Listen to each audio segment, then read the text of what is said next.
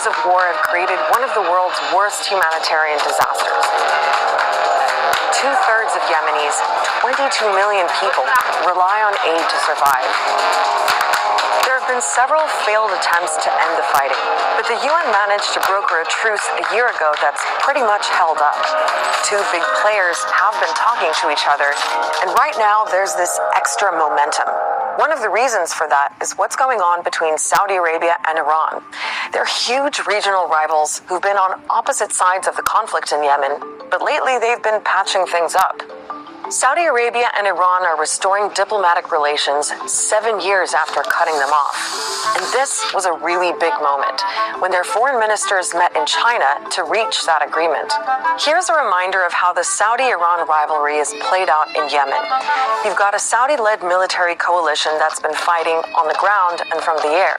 They support Yemen's government, the internationally recognized government that was kicked out back in 2015 by the Houthis, a rebel group that Iran has been supporting mainly by sending weapons.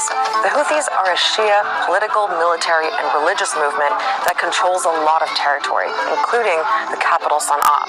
And so these are the two main sides that have been fighting to control the country. Now, remember that big moment in China between Saudi Arabia and Iran? Well, just 3 days later, we had another important photo op. This one in Yemen. Saudi officials meeting the Houthis for talks in Sana'a. We are seeing, a quite astonishing image for anyone who's been following the war in Yemen, of the Saudi ambassador meeting leading Houthi officials in the same room, posing for photos together.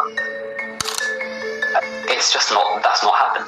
That's not happened. That's our Middle East editor, Abu Bakr, whose family is from Yemen. He's been helping me understand what's happening.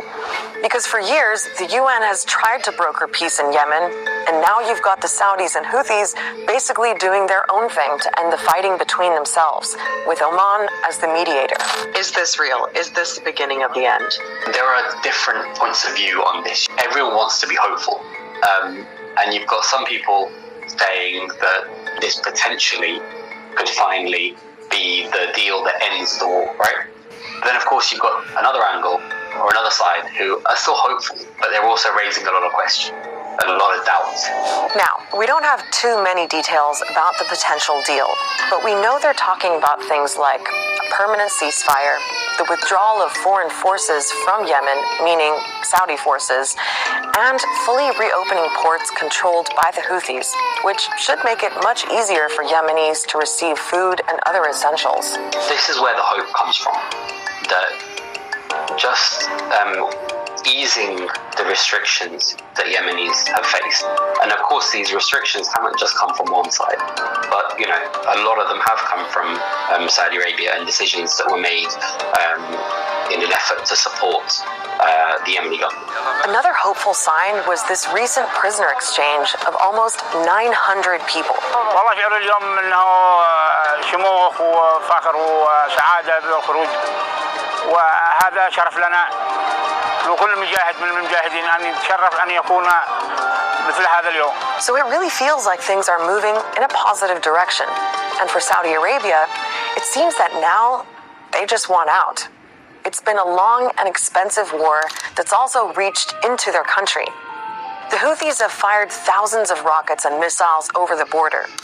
The Saudis have shot down a lot of them, but some attacks have done damage, like this one that hit an important oil facility. The Saudis, this is a conflict that has been going on for so many years. They thought would be over so quickly, and they have not been able to defeat the Houthis.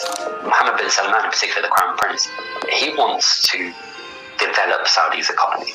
And their thinking is that these security issues that this conflict is bringing up is going to scare away investors. Their thinking is just, let's cut our losses, whilst maintaining or ensuring that our security remains, basically. The thing about these talks is that they're just between the Saudis and the Houthis, but there are a lot of other groups fighting in Yemen. For example, there's the Southern Transitional Council, which controls a large area in the south. They want to break away and create their own state. And remember, there's also Yemen's government, the one that Saudi Arabia has been fighting to reinstate. It's not clear if their people are actually getting much of a say in what's been going on. You've got